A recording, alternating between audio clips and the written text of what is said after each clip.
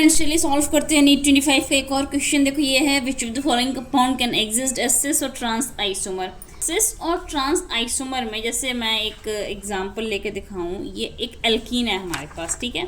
इस एल्कीन से for example यहाँ पर एक CH3 ग्रुप अटैच है, यहाँ पर एक H और यहाँ पर एक Cl है, सॉरी CH3 ले लेते हैं और यहाँ पर एक H, ठीक है। हमने ये कंपाउंड लिया हुआ है। अब इसमें आप देखिए सिस और ट्रांस आइसोमर का मतलब क्या है। ये जो डबल बॉन्ड है, इसकी इस तरफ ये कार्बन है, इसके इस तरफ ये कार्बन है, ठीक है। इस डबल बॉन्ड को अगर हम रोटेट करने की कोशिश करेंगे, मीन्स इसको इस तरह से घुमाने की कोशिश करेंगे, तो क्या ये घूम सकता है? ऐसे देख के तो आपको लग रहा होगा, बट आप ये देखो डबल बॉन्ड बनता कैसे है। ये एक कार्बन है, इसके बीच में ये सिंगल बॉन्ड बन जाता है जब, उसके बाद इनकी ये जो p ऑर्बिटल होती हैं, इनके बीच में होती है ओवरलैपिंग, ये ओवरलैपिंग, और ये होता है 90 डिग्री पर। तो ये अगर इस प्लेन में है तो ये बॉन्ड ऐसे रहेगा 90 डिग्री पर, इस तरह से।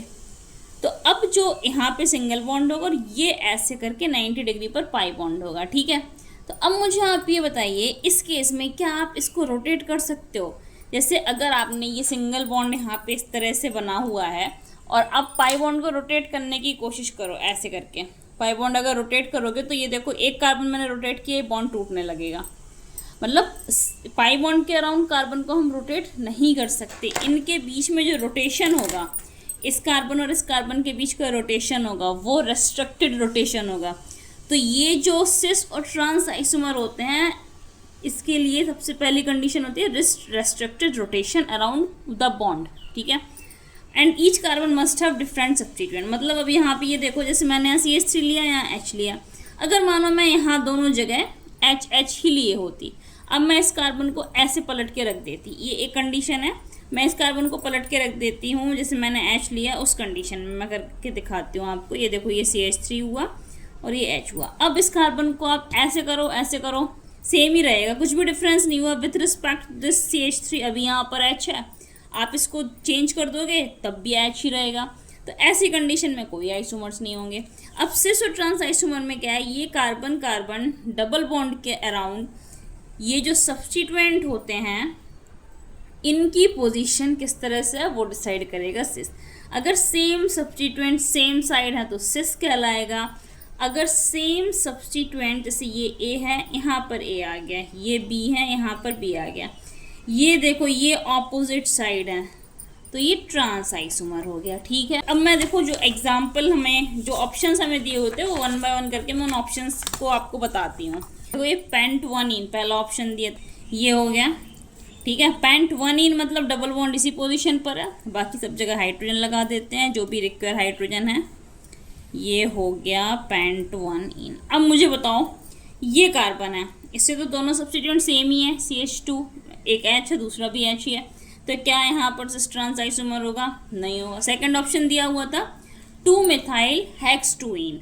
सबसे पहले हेक्स है तो 6 कार्बन यहाँ पे ड्रॉ कर लेते हैं, ठीक है। अब है 2-मिथाइल, फर्स्ट सेकंड पोजीशन पर मिथाइल, 2-मिथाइल हेक्स-2-इन, मतलब इसी सेकंड पोजीशन पर है डबल बॉन्ड, ये आ गया। बाकी सब जगह हाइड्रोजन सेटिस्फाइड कर देते हैं। देखो 1-2 सेकंड पोजीशन पर डबल बॉन्ड, सेकंड पोजीशन पर मिथाइल। अब बताओ क्या ये सिस ट्रांस आइसोमर शो करेगा? नहीं करेगा। रीज़न, क्योंकि देखो सेम सब्स्टिट्यूएंट, ये दोनों ऑपोजिट होने, ये दोनों डिफरेंट होने चाहिए थे। इस कार्बन पर ये भी CH3 है, ये भी CH3 है, तो चेंज करोगे आप, कोई फर्क ही नहीं पड़ेगा, तो ये भी शो नहीं करेगा। अगला ऑप्शन था 1,1-डाइमिथाइल साइक्लोप्रोपेन। साइक्लोप्रोपेन, तो पहले प्रोपेन बना लिया, अब 1,1-डाइमिथाइल, इस पोजीशन पर भी CH3 है और इस पोजीशन पर, इस पर एक और CH3 है। अब यहाँ पे थोड़ा सा समझते हैं, ये है एक साइक्लिक कंपाउंड, ठीक है। इस साइक्लिक कंपाउंड में मैंने एक कंडीशन बताई थी, रेस्ट्रिक्टेड रोटेशन। तो यहाँ पर रोटेशन कैसे रिस्ट्रिक्ट हुआ?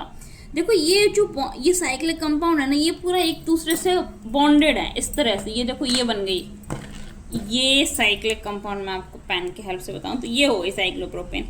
अब आप घुमाओ किसी कार्बन को ऐसे, बॉन्ड तो ब्रेक हो जाएगा ना। आप बॉन्ड को ऐसे ऐसे कर सकते हो, बट किसी बॉन्ड को ऐसे रोटेट नहीं कर सकते। मतलब रिस्ट्रिक्टेड रोटेशन साइक्लिक कंपाउंड में भी होता है, इसलिए मैंने वहाँ पर डबल बॉन्ड नहीं लिखा था। रिस्ट्रिक्टेड रोटेशन साइक्लिक कंपाउंड में भी होता है और इसमें एल्कीन और एल्काइन में भी होता है। ये क्लियर हुआ? तो देखो ये यहाँ पे रेस्ट्रिक्टेड रोटेशन है, तो यहाँ पे सिस ट्रांस आइसोमर हो सकते हैं, लेकिन क्योंकि यहाँ पे दोनों सब्स्टिट्यूएंट सेम है तो इस कंडीशन में नहीं होगा। अगला ऑप्शन दिया हुआ था 1,2 डाइमिथाइल साइक्लोहेक्सेन।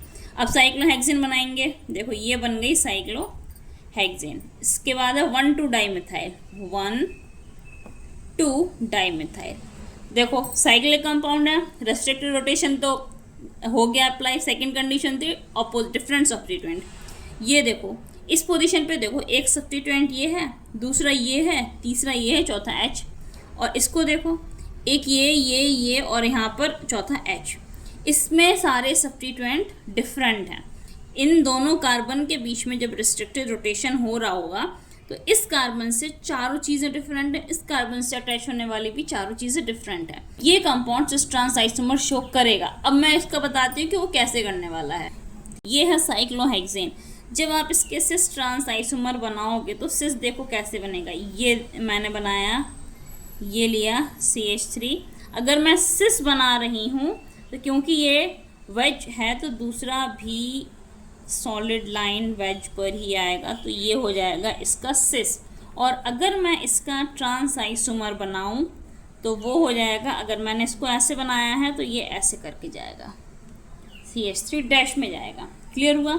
अब साइक्लोहेक्सेन के साथ एक और चीज़ ध्यान रखना, ये इसका चेयर फॉर्म बहुत इम्पॉर्टेंट होता है। ये है साइक्लोहेक्सेन का चेयर फॉर्म। अगर आप इसमें सिस ट्रांस बनाओगे तो देखो कैसे बनाओगे, मैं इसका बताती हूँ।